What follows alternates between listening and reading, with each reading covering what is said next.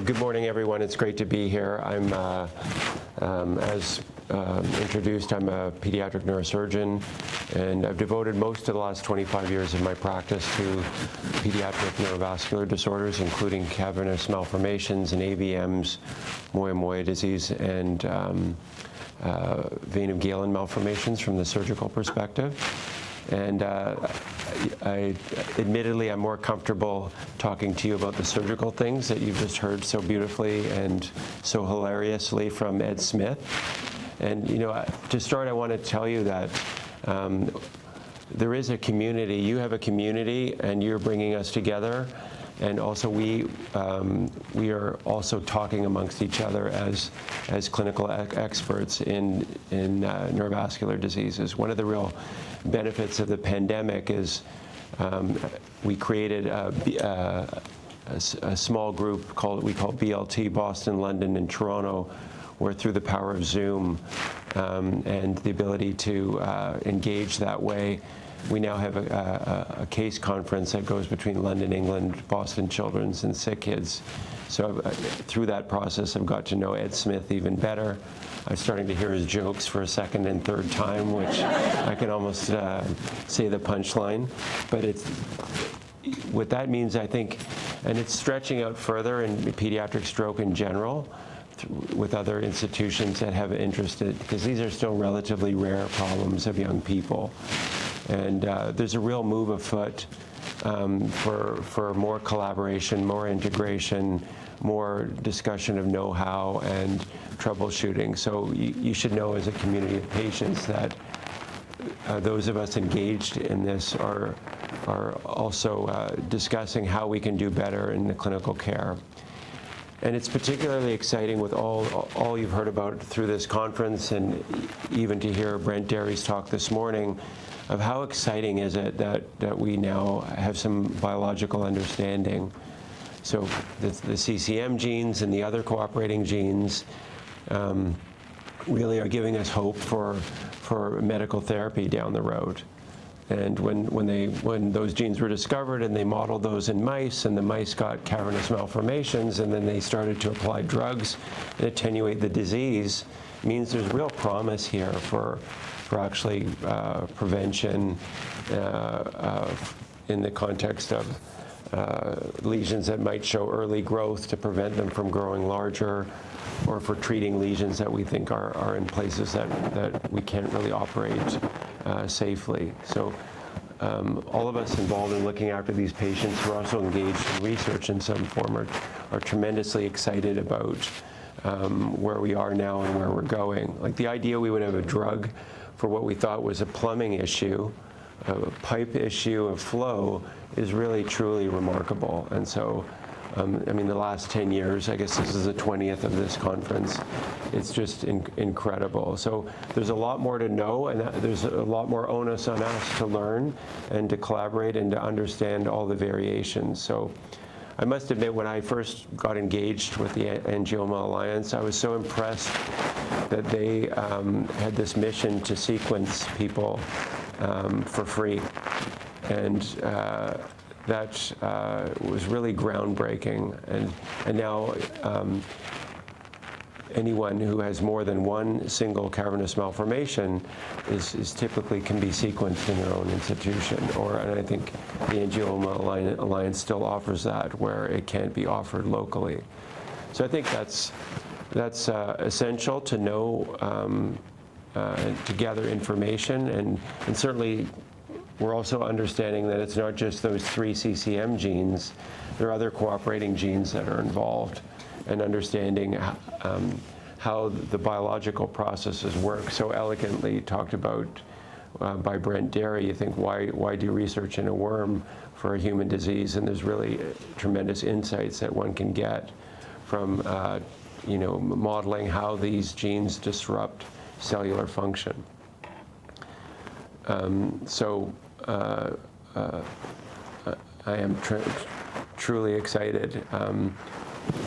We were involved in sort of as a collaborator with Ivan Radovinovic, who's a neurosurgeon at Toronto Western Hospital. And Ivan actually was the first to discover that in brain arteriovenous malformations, the high flow malformations, that those AVMs have KRAS mutations. And KRAS is a signaling protein that generally tells cells to divide. And it was really remarkable, this discovery, because KRAS mutations have also been identified in human cancer, particularly pancreatic cancer and lung cancer. And to think that, and drugs have been developed on the cancer side to attenuate KRAS signaling, to attenuate cancer growth. And to see that, now we're adopting a lot of principles of cancer research to understanding vascular disorders of the brain. So even my own lab is, because I can't do everything, is focused more on brain cancer and how brain cancer gets started.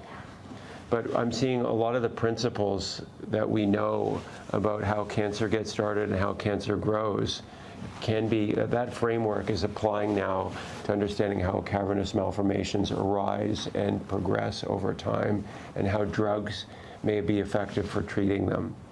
So, and we're not just taking a tissue anymore as a lump and grinding it up and getting sort of an average signal from all the different cell types that make up a blood vessel. There's a new technology called single cell gene expression, where in each individual cell you can measure all the genes that are being expressed in that individual cell. And there's a colleague, Ivan Radovinovic, who I was mentioning, and together with one of his other colleagues who's been based in Toronto and in Switzerland, Thomas Welchie, they published a paper which we had a tiny role to play in, where they did single cell of different brain vascular malformations and correlated that with single cell analysis of the developing vasculature of human. And what they're finding is that in most blood vessel disorders of the brain, that the cell types that are found in the malformations, the cavernous malformations and the arteriovenous malformations, resemble cell types that look like brain development, look like developing blood vessels. So that in the disease process, there's a regression of cellular states to something that looks like they're vessels in formation. And I think that's tremendously exciting because it's similar to what we see in cancer, that with disease, there's a regression to immature forms. Those immature forms are more unstable and changeable. And but I think this new technology, it's not just the genetics of the average anymore, it's the genetics at the single cell level that's telling us something even richer about how these malformations form. And one of the really interesting and conundrums, at least in the arteriovenous malformation space, is that not every cell in the malformation is actually is abnormal, and so that there's a mosaic mixture of normal cells engaging with abnormal cells, and so there's this sort of cooperation going on between mutant cells and non-mutant cells to lead to the expression of the disease. The other exciting thing, I think, from a genetic point of view is, although we are starting to understand the genetic basis of these malformations, it's not just a genetic process that gets the lesions to form.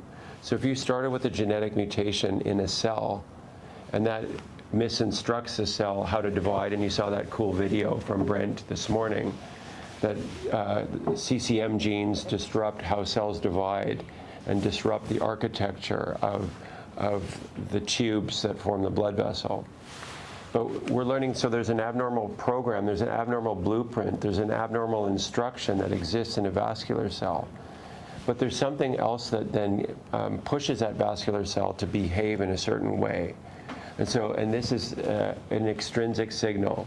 So we're starting to learn that inflammatory processes and sort of injury-provoking processes may be stimulatory to get these latent genetically abnormal cells to start to then pushes them to behave in a certain way. And we actually think the same thing's happening in cancer, that part of cancer initiation in the brain is a combination of cell intrinsic, mutation in a cell effect, and then cell extrinsic, which is an inflammatory signal. And I think in a lot of the mouse models, we're seeing for cavernous malformations, for brain AVMs, we're seeing that when you overlay an inflammatory process in these models, you get more lesions. So I think that's another exciting thing for the future, and how to integrate ideas about thinking about genetic perturbation, but also pro-inflammatory signals that might actually engage these genetically abnormal cells and start to get them to misbehave. And it raises issues for cancer and for vascular malformations. Is there anti-inflammatory type therapy that we can also use that's not necessarily targeting the genetically abnormal mutation, but it's attenuating the inflammatory response that's actually provoking the genetically abnormal cells? So I think in the context of familial cavernous malformation, where there are many lesions, why do some of those kind of grow and others don't grow? And so I think that's still a mystery that, there's now clues why that might be happening. So I don't want to talk for too long because I want to answer questions, but just to say that, we're a team at Sick Kids, and I think similarly at many institutions that have an interest in vascular disease, that making a genetic diagnosis is really important. It's really important because we know that there are genotype, phenotype correlations. That means it matters what kind of CCM mutation there is to understand how the disease is going to manifest itself. And I think Brent showed this beautifully. The CCM3 is a little bit different than CCM1 and 2 and may affect other tissues and organs. So those things are really important. But we're also looking beyond those genes. It's not just about those genes to other genes. So there's still a discovery aspect that needs to go on. So research needs to be supported in this space. I think that we can do targeted sequencing to go after the things that we know, but I think research will tell us much more in the future. So we heard some talk about the need to fund research more, and I think we're really at a pivotal time in bringing biology and biology-based treatments to patients with blood vessel disorders really to the clinic. And I think all the investments that are made in research now are just going to accelerate us being able to bring a variety of different types of therapies, so that you don't need me as a surgeon. You just need me to point you to the doctor who's going to give you the medicine. So I'll stop there, and hopefully some of that's been of interest. Retired pediatric neurologist from the University of New Mexico. And essentially my entire career after my training at Johns Hopkins was there at the University of New Mexico, where I actually started the cavernous malformation clinic. And in doing care for children, I wound up meeting their parents. So you guys look a little more like parents than children. Is that right? So, and then I would get stories. Not only was maybe one of the parents involved, or maybe they didn't know if they were or not with CCM, their grandmother or their mother had had a stroke, a brain tumor, a variety of different stories, epilepsy, a variety of things that all of you in the audience know about. But it led me to then start taking care of all the adults as well. So we developed a very large group of patients who were amazingly willing to help us out with our research program. So we were able to start the program with Helen Kim through the University of California, San Francisco, to develop a very large database and do serial imaging, particularly in the first 100 patients, and many of them were children. So it was a very rich experience for me. And when I was training at Hopkins, I remember seeing a cavernous malformation patient and learning that it's sometimes genetic nature. And I walked back into New Mexico and it was everywhere. We have a very large group, as you all know. So I'm happy to answer any questions that you might have. Our research was really based on looking at a sample of patients with, as I said, imaging, but also getting a lot of histories, quality of life measures, and following patients for as long as we could. That funding has recently ended, but it was a 15-year run, so a lot of very important data was contributed. And blood samples, and fecal samples, and many other parts of our project. So, are there any questions for someone with my background? So we do have some questions. Okay. We encouraged some people before they came to actually send some questions. Great. So we do have one for you. How often is a geneticist, and I think this is right up your alley, how often have you seen cases of patients with multiple cavernomas who test negative for the 3 identified genes? Well, I probably followed literally about a handful, but that was because I was from New Mexico, where we had such a large group with the common Hispanic mutation. We believed that hundreds of years ago, this actually probably had a new mutation in the new world, as we call it. And so it probably didn't come from Spain. It probably originated there somewhere in the southwestern United States, or possibly northern Mexico. And so we had a large number of people who were positive. So my sampling was a little bit different than, say, your sampling here. But still, I think the average is about now 97% of multiple lesion patients, particularly if they have a family history, the mutation can be found. That may be a little bit on the high side. But there are very few now who have familial forms that do not have an identifiable mutation. Thank you. But they're not all CCM 1, 2, and 3. Right. Like RASA1, for example. Yes.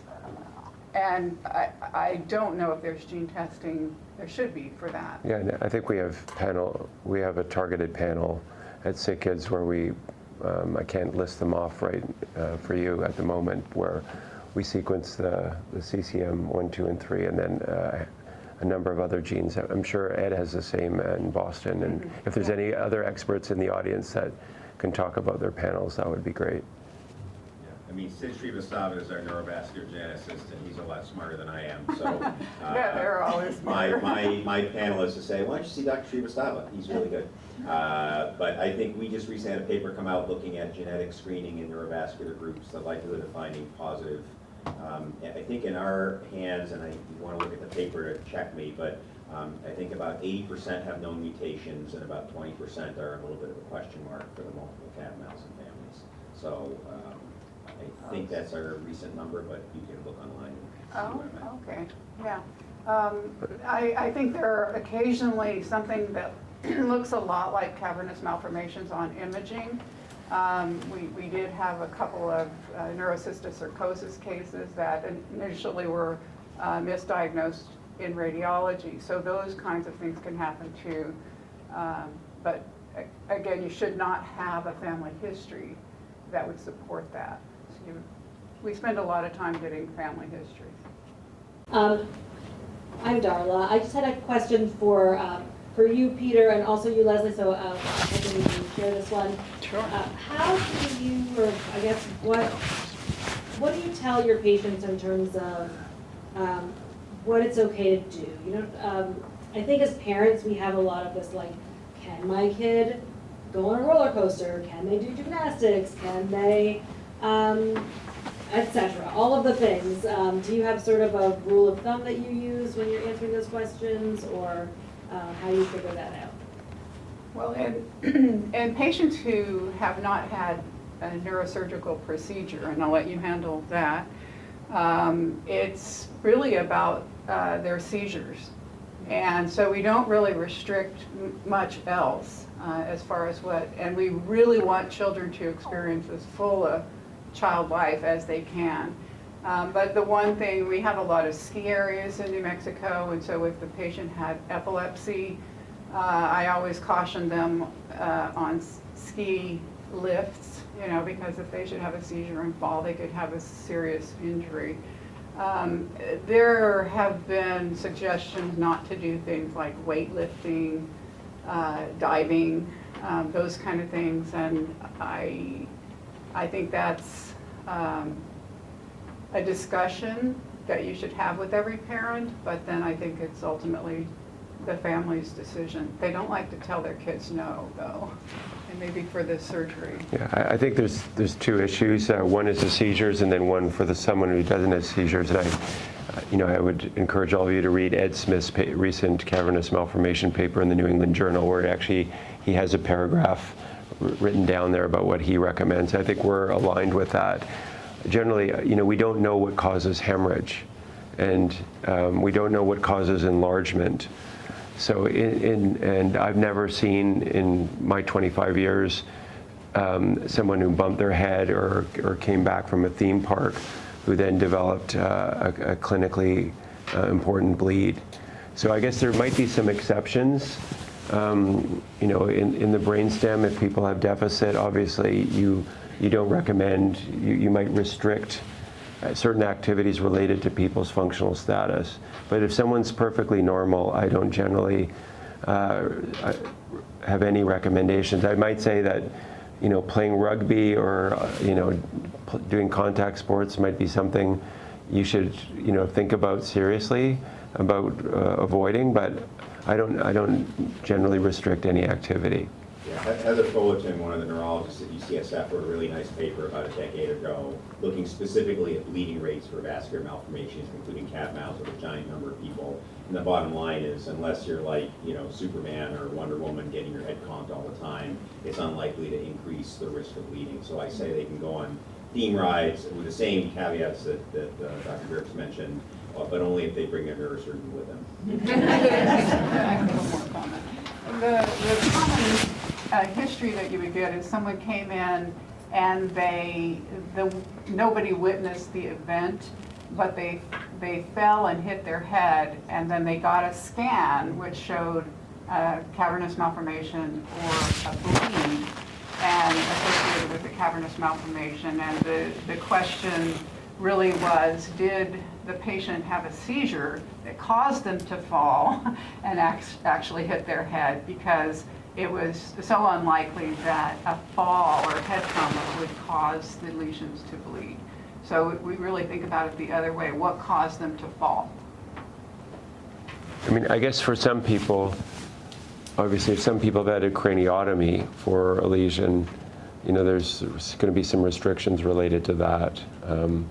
I've had, after confirming that a young person's skull is reunited, the cuts that you made in the bone is healed and is solid, I say it's up to you, basically. And I think, obviously, it's an individualized decision.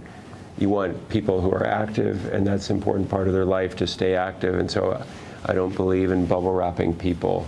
But I think we have a discussion about, and there's not a lot of science on this, but just about what is common sense. And but I guess if there are many Americans here, can your son tackle football with a cavernous malformation? I would say there's no evidence that being tackled causes a bleed. And so if that's important to you in your life and that person's socialization and their well-being, I want them to be who they're meant to be and do the things that they enjoy. So we have that discussion, and I say, look, there's no evidence. So I think, go ahead. But post-craniotomy, there'll be a period when activities will need to be restricted while we ensure that things are healing. And I guess if there's a deficit or a problem, that's going to factor into what's safe to do and what's not safe to do. But I think amusement parks always okay. So this is Dr. Ionela Iacobas. She's a pediatric hematologist oncologist at Texas Children's Hospital, where she specializes in the diagnosis and treatment of vascular anomalies and tumors. She completed her medical training in Bucharest, Romania, which is where my family is from. And she then pursued further specialization through residencies and fellowships, enhancing her skills and knowledge in pediatric hematology and oncology. So we're very glad that she's joining us today, and we're going to turn it over to you. Thank you, and I apologize, first of all, I honestly thought it starts at 12. So I'm really, really, really sorry. There was no reason for my delay, except I thought we were about to start at 12. So like I said yesterday, I'm really honored to be in this company. You don't see a lot of pediatric hematologists, oncologists in the field, but I've been doing vascular anomalies for way more than a decade now. And vascular anomalies including every side of the body. So, you know, brain, it's no different. It has blood vessels, and they can be abnormal, they can cause trouble, and they deserve the same attention from the medical team, from an integrated multidisciplinary team, and not just... Can you speak into the mic, please? Can you hear me? Because I didn't feel like this works. Yes. Can you hear me? It works? Oh my goodness, okay. You just have to hold it close to you. Very close, I got it. Is this Well, working? maybe this one. This one might be better. So let's see. I'm sorry. Is this better? Okay. Let me see if you can hear me now. This is more of a Michael than a Mike. Yeah, I'm trying to be as loud as I can. But can you hear me now? Oh, that's better. Okay, that's better. That's why when I tried this, the other one. So again, I'm not going to spend that much time on me. What can I answer? What questions you feel you have for the children? Okay. I have a question.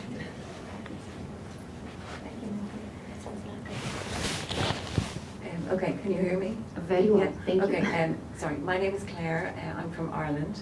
I'm a parent. I have a son, Ross, who's the tall young man at the back, who has CCM3. And I actually have two questions. So my first of all, I want to say thank you for this facility, and thank you for speaking to us today. But my question is related to epilepsy, seizures, and CCM. So Ross has a lot of seizures, and medication doesn't control them, unfortunately. So I was wondering, with your experience as neurologists in particular, have you come across, first of all, do many of your patients have seizures? And secondly, have you come across certain medications that work better than others? That's my first question. And my second question then is just in relation to the meningioma that can occur sometimes with CCM3. I'm just wondering, Dr. Dirk, if you've seen much of that as a neurosurgeon. My two questions. Thank you. On your first question, we typically hope that when there are multiple cavernous malformations, which is extremely common in CCM3, that there's one that's causing the seizures. And so when possible, especially if it's near the surface of the brain, it may be able to be removed without causing any serious, and the surgeon can address that better than I can.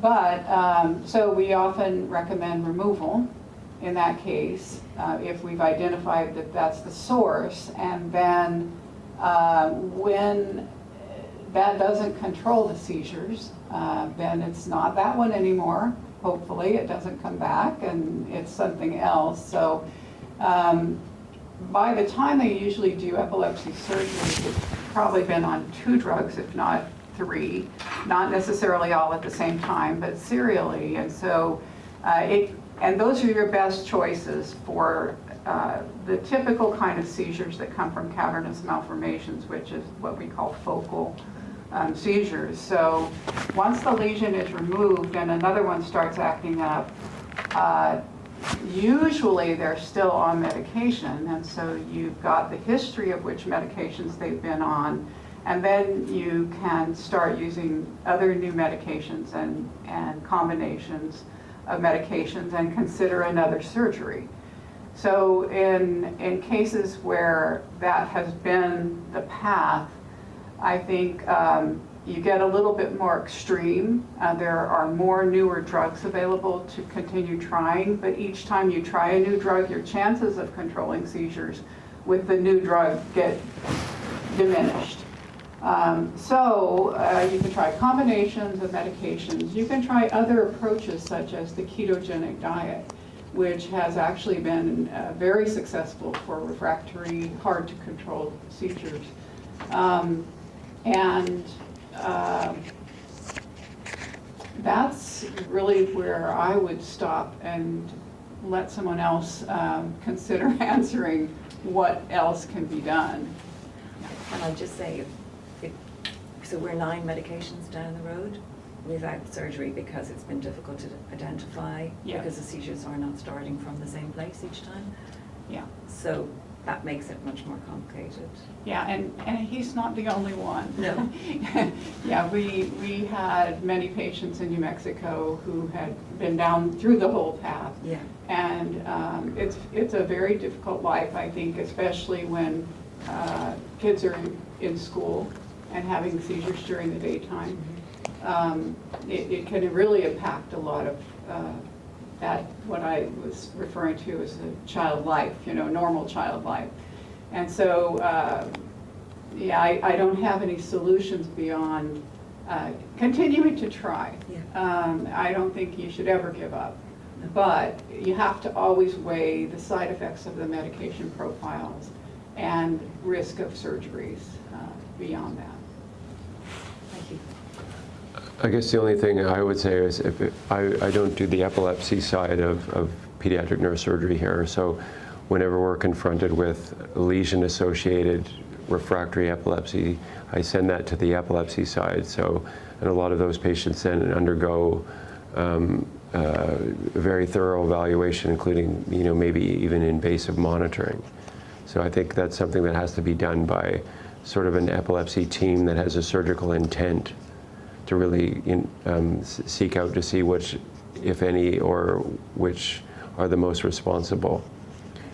So if that hasn't been, that might be a consideration. It involves video EEG for days off medication and different tiers of invasive monitoring to try to pinpoint it if possible. So I just wanted to say, from the experience that I have in other part of seizures and neurovascular anomalies, and this is in MCM. So MCM is macrocephalic capillary malformation, or MCAP, and the patients have hemimegalencephaly, polymicrogyria, and it's caused by the PAK3CA somatic mutation. And in those patients, we started some of them on alpelisib, on PAK3CA inhibition, because they had intractable seizures. And the seizures decrease. The seizures decrease significantly in size, in frequency, and in intensity. And it seemed like there is a hope for the patients that may have CCM caused by PAK3CA. Again, it is hard to just completely generalize that it worked here, so hopefully it's going to work everywhere. So I really don't know. The only other thing I wanted to say about this PAK3CA inhibitor is that it works only as long as you take it. So if for the child with MCM had to stop the alpelisib for whatever reason, for surgery or something, for a period of time, the seizures come back. So again, my neurologist colleagues will know way more than that, but I think that the reason for the seizures is not just pure mass effect. It may be way more than just the location and how big is the cavernoma. So again, the alpelisib in itself will not shrink completely the cavernoma, but whatever it can help with locally, it seems to help with the seizures, like I said, in MCM, another PAK3CA related vascular anomaly. Okay, thank you. Yeah, I think that's very exciting because in tuberous sclerosis, where people went on medicine to shrink tumors, they also found that they helped epilepsy. So targeted therapies may have benefits as it extends beyond just what we thought they were going to do in the first place. And about meningiomas, I think I haven't seen a meningioma in the context of CCM3, so maybe others in the room have. So I can't comment on those and their growth patterns and or their recurrence or the best treatment for those. So That was maybe, super helpful. Did you want to do an audience question, or do you have one? I'm just going to do one of these, and then we'll go back to the audience. So one of the patients had sent in a question with regards to spinal cavernomas or cavernous malformations. And the question was around surgery and whether or not nerve pain alone was a good reason to have surgery to remove the cavernous malformation. And if they have surgery, is that going to resolve the nerve pain that they're experiencing? Yeah, I don't think many neurosurgeons have taken out too many cavernomas in the spinal cord. So I guess it depends if that nerve pain is associated with the clinical bleed or not. I think all of these decisions are very much individualized, related to where along the spinal cord is in the cervical area, where the implications of operation is if it didn't go well, is something that could affect all 4 limbs, or is it lower down in the spinal cord, which would affect the lower extremities. So I think all of those, or in the conus, where it could affect bladder and bowel function, the bottom of the spinal cord, or also sexual function. So, I think decisions on intramedullary inside the spinal cord are very much patient individualized. And I think there is an aspect of spinal cord related pain that's very diffuse and poorly localized. That even after you take out a lesion within the spinal cord, you can incite some of that pain sometimes as well by being there. So I'd invite Dr. Smith to comment as well, but I think it has to be individualized. I couldn't say that operating for pain per se would necessarily be a prime motivation. No, I was just going to say, I totally agree with Peter. The one thing that we've seen with a small series in our group, not just with cat mouse, but with a couple of others, is if the lesion has a syrinx associated with it, that's the name for a little tube of water basically in the center of the spinal cord. So it looks like the blue ink you see in a big pen, kind of in the middle. And we've had 2 patients with, one had a cervical and one had a conus, like an upper and a bottom spinal cord cap-mal. We took them out and they had big syrinxes, syringes, fluids, and that seemed to help their pain a little bit.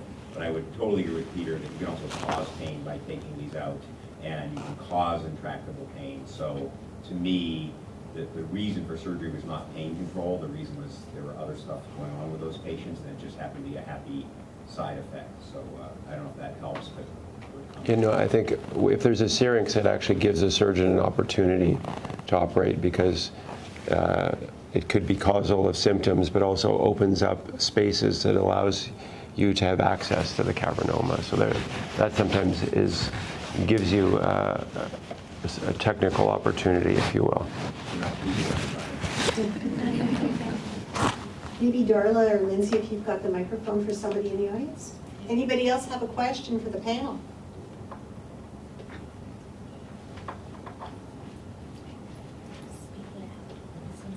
Okay, I have a big voice anyway, when I do speak. Quick question, I don't know how to phrase it, I'm going to try my best. My daughter has several cavernomas, okay, and we had no idea it existed, even though she was a patient at this hospital since she was 3.5. She's had many MRIs that did not show anything until she was about 19 years old. We had to take her to Toronto Western at that point, where one of the psychologists, because she was diagnosed with bipolar disorder, dissociative disorder, because of her behavior. She had complete memory loss. She Passed out. yeah, and she had a what you call that? What looked like a behavioral problem. She would become extreme manic, and this kept going on every 2 to 3 years. When she would all of a sudden stop sleeping, don't know who we are, and then off to the psych ward where they would give her a whole bunch of medication that causes her to sleep.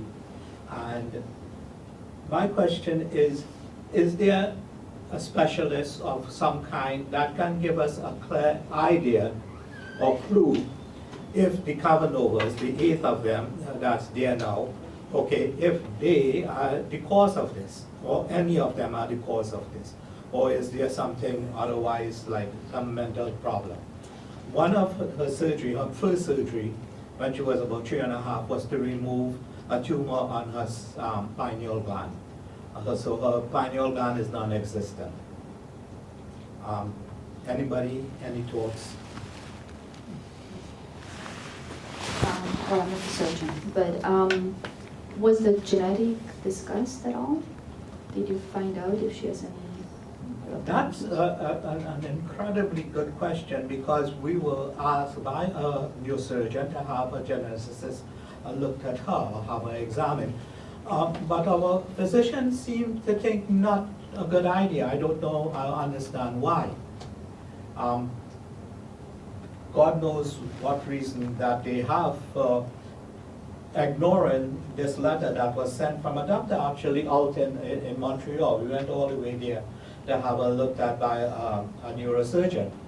And he says, please have your physician do this. And he wrote her a letter, and that was done a year ago, a year and 6 months ago. And absolutely nothing was done. The only thing that, one of the recommendations that she actually did follow up on was endocrine, the endocrine specialist. So we are kind of like running around like like a chicken with his head cut off, you know, and not really sure where to go or how to deal with any of this. So I would really think that she deserves, I mean, all of you as a family deserve to have the genetic testing done. And again, as far as I know, there is free genetic testing that can be done through Alliance for Cure, where you don't necessarily need, well, you need a physician to recommend it, and it sounds like you have that letter from Montreal. And I think that's where I would go first, because if I understood correctly, you're asking if, again, she has that many cavernomas, if there's something in her past medical history that triggered it, the medication, the management, everything else. I don't really think so, because again, it's hard for me to believe that there can be 8 cavernomas induced by any sort of medication. We know that radiation would do that. So if you would have told me that your daughter had a brain tumor and she got radiation, then I would say probably that was, has a chance of being secondary. Yeah, well, that was another curious thing, because on the very first, how do you say, manifestation, this was in 2009, the attendant, in ER, the psychologist at Markham Stouffville determined that her radiation treatment that was done back in 1990 should have absolutely no effect on what's happening to her then, now, in 2009. So off she went to the psych ward and spent about 4 years in and out of psychiatric help and medication for psychosis, okay, until we came to Toronto Western when she had an episode. We came to Toronto Western Hospital, and I think you mentioned his name earlier. What was his name? Isaac? Ivan. Ravinovich? What? No, what? So your daughter had a pineal tumor that she needed chemotherapy and radiation as a 3-year-old? Not chemo, just radiation. Okay. Was it called germinoma, or? Oh, what? So it's called pineocytoma. That's all I know. A pineocytoma. Pineocytoma. Okay, that's and had radiation. I think obviously. I'm sorry that you've been suffering so much related to all that's going on with your daughter. I think it's a very complicated situation.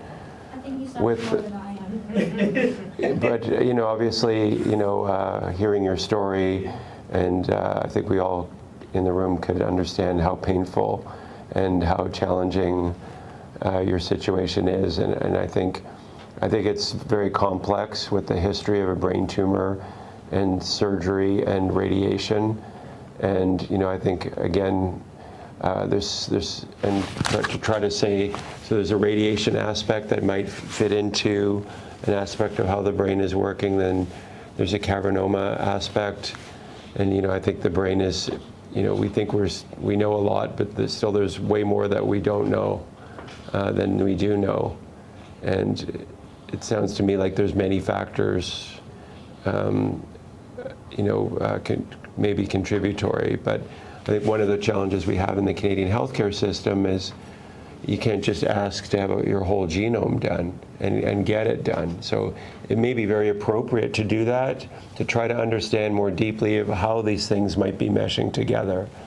And I think that would be ideal, and it sounds like you need the specialists involved with her at one institution to try to have a family meeting, to have a psychiatry involved, with neurosurgery, with maybe neuropsychology, and try to sort of see, and neuro-oncology, to see if this could be fit together in some way.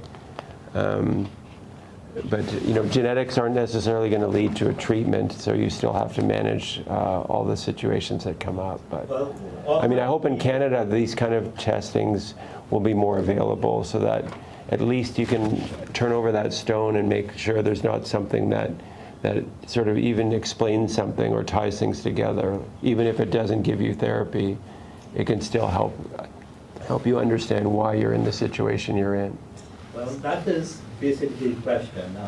What I want to get is someone to say, go see this person or go see this group, and we can get there, we'll do what it takes to get there, and at least we'll know what is going on. Because right now, it's all up in the air. We have no real idea as to what is actually happening.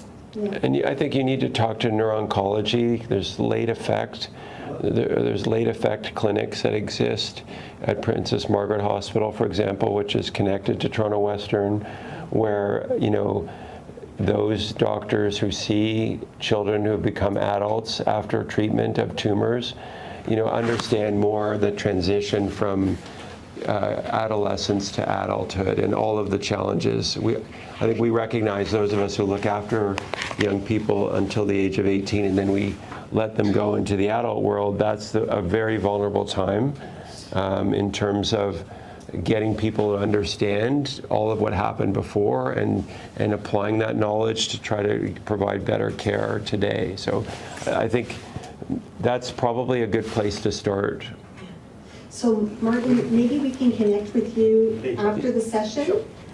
We have a couple of minutes left. We can take one last question if it's a quick one. So I have one question that did come into us ahead of time, and it's, at what point should I be taking my child, my spouse, myself to the ER? When should I be worried enough to go to the ER because I have had these operations? There's a neurology and neurosurgery perspective. Hot potato here. I would frequently get calls from patients asking if they needed to go to the ER. And it's pretty hard to do by phone, but there are certain things that, of course, you have to go. So I think someone who is having seizures, especially clusters of seizures that won't stop, they need to go to the ER because those seizures need to be stopped with medication if you have one that works. And I think if you are having a severe headache that's out of the ordinary, especially if you have the cardinal signs, if there's vomiting or sleepiness associated with a headache, you need to get to an emergency room. Not necessarily at the center that's 3 hours away. You might need to get some care closer if you can. And one of the things that we have been able to get going in New Mexico is having a nurse who is available for patient calls to hook them up with the appropriate services to talk to about questions just like that question. And if there are means to do so in any of your communities, I highly recommend it, because you need to get plugged in very quickly when you are asking the question if you need to go to the hospital. So consciousness, severe pain, vomiting, I think there are probably a few more things I'm forgetting, a seizure that won't stop. All of those things suggest that you probably do need to go to the emergency room. I think the only thing I would add is symptoms of a stroke. So new neurological Yeah. symptoms like a facial droop, new weakness in the limb. It all depends on where it's located. So if it was in the spine, it would involve arms and legs, either motor or sensory symptoms, movement or feeling alterations. If it's in the brainstem, it could be facial numbness and tingling. It could be, and of course, as mentioned, headaches. So things that sound like that stroke should provoke urgent attention. Some of these things do enlarge and can bleed and present more acutely, although fortunately many of them don't. So I just wanted to reemphasize, what Dr. Morrison said is having that nurse or having a contact with your center is extremely important. So we use our coordinators that answer the phones overnight. Even if you go to a local hospital, having that nurse communicate directly with the emergency room, have a point of contact to be able to have access to the previous records of previous care, I think it's really important. So they don't have to reinvent the wheel. They don't have to recheck and do all the other studies that were done before. And even to have, to know what medications, for example, failed, and they should not be tried again. Thank you very much to our speakers.